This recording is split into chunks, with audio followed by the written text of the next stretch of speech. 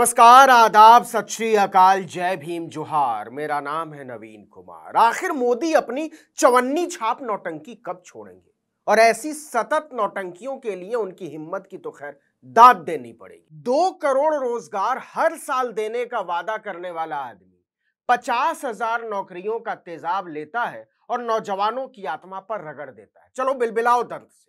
और इसके बाद लंबे लच्छेदार भाषण देता है कि हमसे देश को दर्द से मुक्ति दिलाने का फॉर्मूला सीखो। मोदी की नौटंकीबाजी की इंतहा यह है कि 51,000 नौकरी की चिट्ठी बांटने के लिए 45 जगहों पर भाषणबाजी के लिए मेला लगाया गया।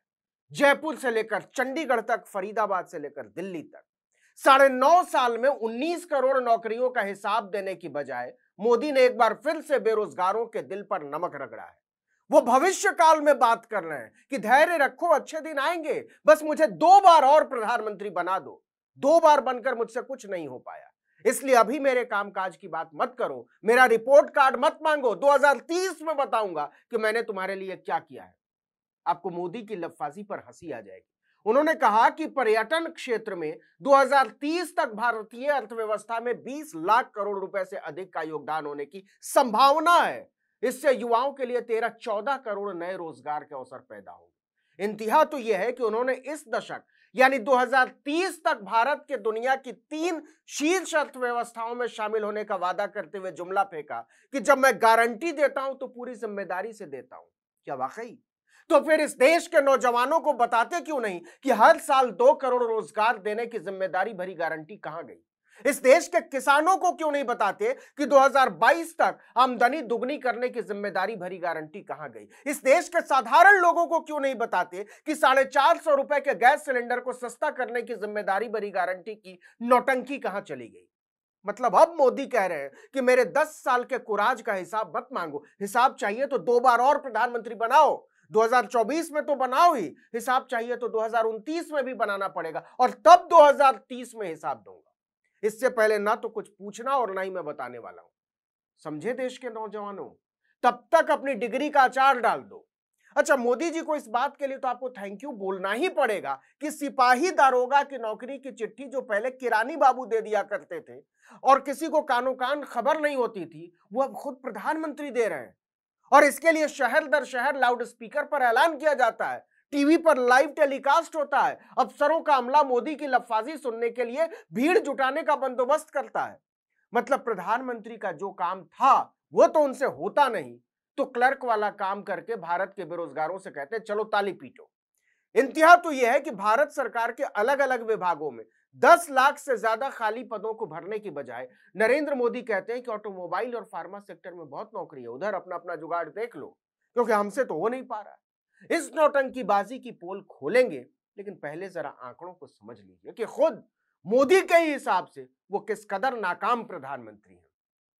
अभी तक कुल 8 रोजगार मेले का आयोजन कर चुके हैं मोदी। किसी में 70,000, किसी में 75,000, किसी में 51,000 नौकरी। खुद नरेंद्र मोदी के ही मुताबिक पिछले 10 महीने में 5 लाख लोगों को नौकरी मिली है। सोचिए, कहा 2 करोड़ और कहा 5 लाख। मोदी इस बात का हिसाब देने की बजाय कि 1 करोड़ 95 लाख नौकरी कहां दबाकर बैठ गए आप, और पिछले 9 साल की बात कर ले तो 15 करोड़ से ज्यादा दबाकर बैठ गए, और इन 5 लाख नौकरियों की फुलझड़ी छोड़कर मोदी भाषण झाड़ रहे हैं कि भारत जल्दी ही टॉप 3 अर्थव्यवस्था में शामिल होगा। इंतहा तो यह है कि जितने लोगों को मोदी नौकरी की चिट्ठी नहीं देते, उससे ज्यादा लोगों को उनकी लफाजी सुनने के लिए जुटाया जाता है। अफसरों की सांस अटकी रहती है। कांग्रेस ने मोदी के इस भाषण मेले के आयोजन पर उनकी बखिया उधेड़ डाली। पार्टी अध्यक्ष मल्लिकार्जुन खड़गे ने एक लंबा ट्वीट करके कहा कि मोदी जी देश को बरगला रहे हैं, क्योंकि उन्होंने विभागीय प्रमोशन को भी नई नौकरी में जोड़ दिया है। खड़गे ने लिखा, ताजा समाचारों से पता चला है कि इन सरकारी नौकरियों में उनके नाम भी हैं जिनको प्रमोशन मिला है। उदाहरण के तौर पर Indian institute of science education and research Mohali द्वारा उपलब्ध कराए गए आंकड़ों के मुताबिक इस साल अप्रैल में संस्थान ने कुल 15 नई नियुक्तियां की और 21 व्यक्तियों के प्रमोशन को मंजूरी दी। रोजगार मेला आयोजनों के दौरान इनको भर्ती पत्र जारी कर दिए गए।